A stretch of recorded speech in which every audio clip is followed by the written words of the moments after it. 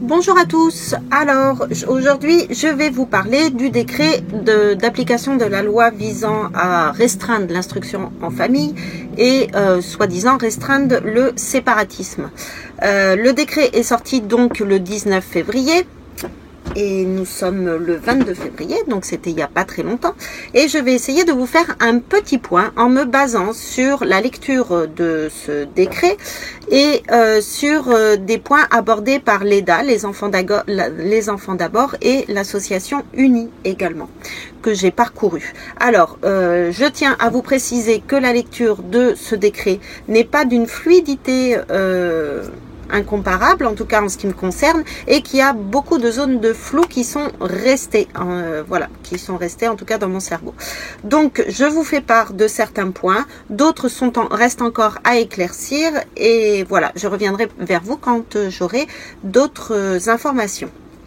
Donc ensemble nous allons voir les 4 points, les 4 motifs qui peuvent motiver une demande d'autorisation d'instruction en famille, puisque à partir de la rentrée de septembre 2022, pour les familles qui commenceraient l'instruction en famille, on leur demande de faire une demande d'autorisation pour pouvoir faire cette IEF, alors que jusqu'à présent, c'était une déclaration. Il nous suffisait de faire une déclaration dans les 8 jours qui suivaient la déscolarisation.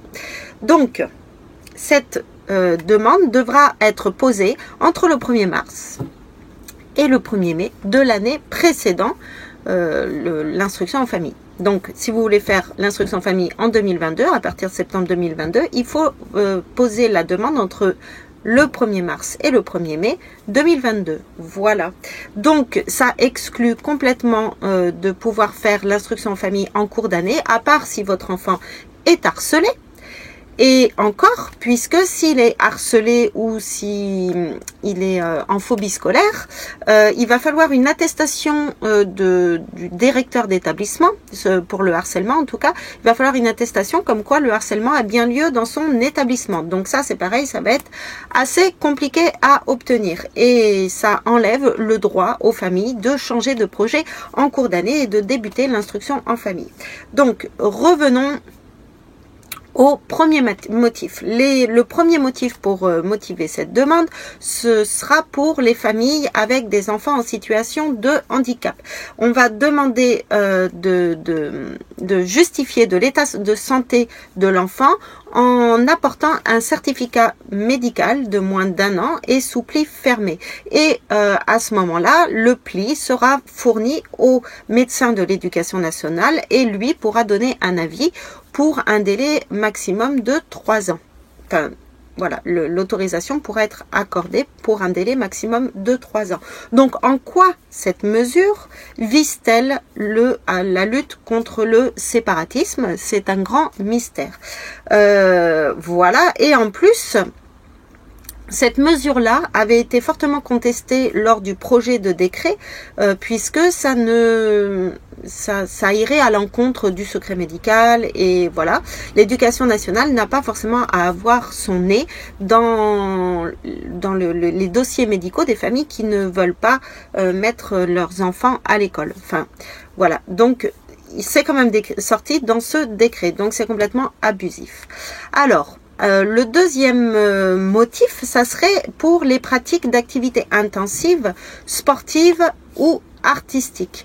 Donc là, il va falloir fournir une attestation d'inscription, une preuve d'inscription dans un établissement d'activités physiques, sportives ou artistiques.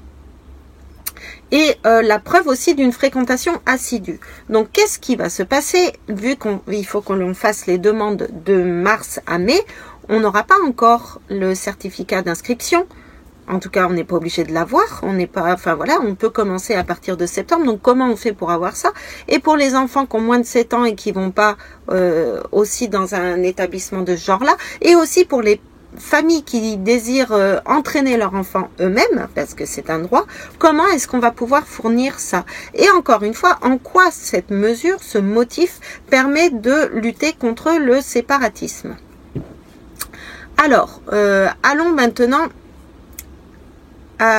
au troisième motif. Le troisième motif, c'est pour les familles nomades. Donc là, on va demander à ce qu'il y ait une attestation, de fournir quelque chose comme quoi l'enfant ne peut pas fréquenter assidûment une école. Donc, où est-ce qu'on peut se procurer cette attestation? Comment est-ce qu'on va pouvoir procéder? J'avoue que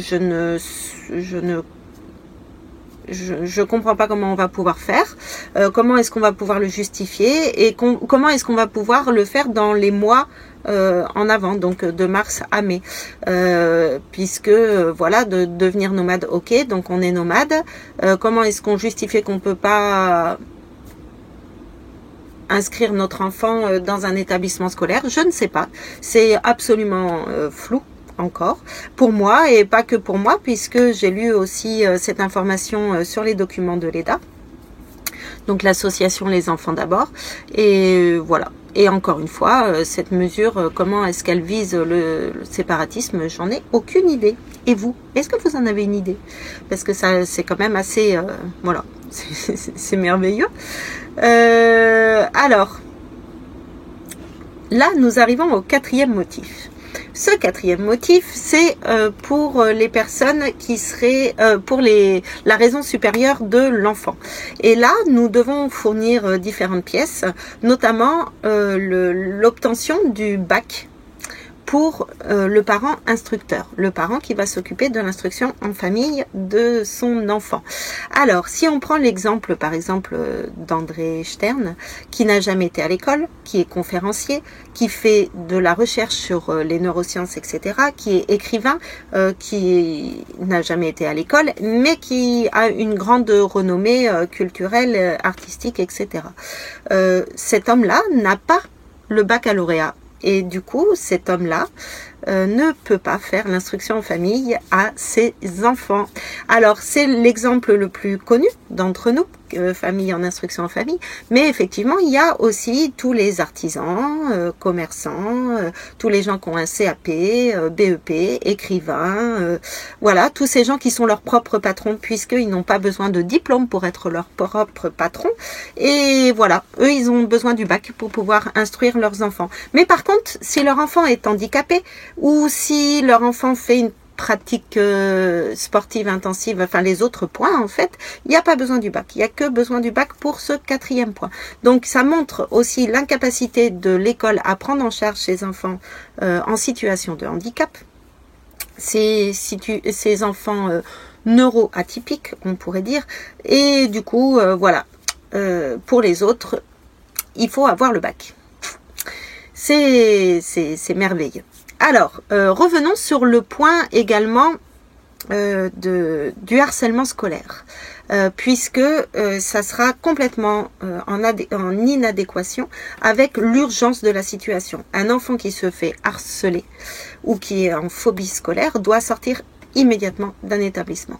Et là, il va falloir demander une attestation du chef d'établissement et demander une autorisation d'instruction en famille. Et pendant ce temps-là, l'enfant souffre. Voilà. Donc, tous ces points-là sont vraiment anticonstitutionnels, vont à l'encontre des lois. Si on revient sur le motif sur le nomadisme, c'est pareil, ça va à l'encontre de la loi de la libre circulation sur le territoire. Enfin voilà, tout ça est bafoué. Donc les associations, les défenseurs de l'instruction en famille posent des recours et continue de se soulever pour pas que ce décret puisse être en application. Et voilà. Mais pour l'instant, malheureusement, il est passé et il est posé. Donc ça pousse aussi les familles à vouloir désobéir et ne plus se soumettre aux lois. Il y a une étude qui avait été posée là-dessus sur un point comme ça en Australie, j'avais vu. Je suis désolée, je me souviens plus vraiment, je peux pas vous donner la référence. Mais toutes ces lois-là qui sont liberticides, qui vont à l'encontre des lois qui sont déjà posées, qui protègent nos libertés et qui vont à l'encontre de nos droits fondamentaux, notamment de parents, etc., poussent à, bien sûr, désobéir. Ça donne fortement envie. Et évidemment, ça pousse aussi à demander à l'annulation de ces points-là. Et c'est là où est notre force, peut-être, c'est que ça va tellement loin dans l'aberration qu'on a peut-être une chance de se faire entendre, espérons en tout cas. Et lorsque le décret était paru, lorsque la loi, l'article 49 avait été soumis au Sénat pour qu'elle soit jugée anticonstitutionnelle, donc il l'avait jugée constitutionnelle, à condition que le décret d'application respecte certains points. Et là, ces points-là n'ont pas, donc notamment la discrimination, etc., des familles. Et ces points-là ne sont pas respectés dans cette loi, dans ce décret-là d'application de la loi. Donc, c'est aussi là-dessus que les associations vont jouer pour essayer de faire annuler complètement l'article 49, 50, 51 et les décrets d'application qui vont avec. Voilà. Et aussi, un autre point, c'est si jamais vous posez la demande d'autorisation, si votre demande d'autorisation est refusée, on a 8 jours pour faire recours. Et 8 jours pour faire recours, c'est extrêmement court. Donc, et en fait, on fait recours et c'est encore... comment dire, c'est encore j'ai perdu mon mot, c'est encore étudié par le recteur académique, donc c'est encore le juge et partie qui va reprendre le dossier et le réétudier, et voilà. Donc 8 jours, c'est extrêmement court pour constituer un recours. Donc là, encore une fois, c'est un point qui est important et qui va être contesté. Voilà. Donc, sur ce, j'ai conscience qu'il y a encore beaucoup de flou. Moi, je vais continuer à me renseigner. Je reviendrai vers vous pour vous donner de plus amples informations. Si vous avez des questions par rapport à tout ce qui a été dit, posez-les dans les commentaires. Ça permettra d'orienter les recherches. Si vous avez des informations pareilles, mettez-les dans les commentaires. Partagez cette vidéo et je vous dis à très vite pour une prochaine vidéo.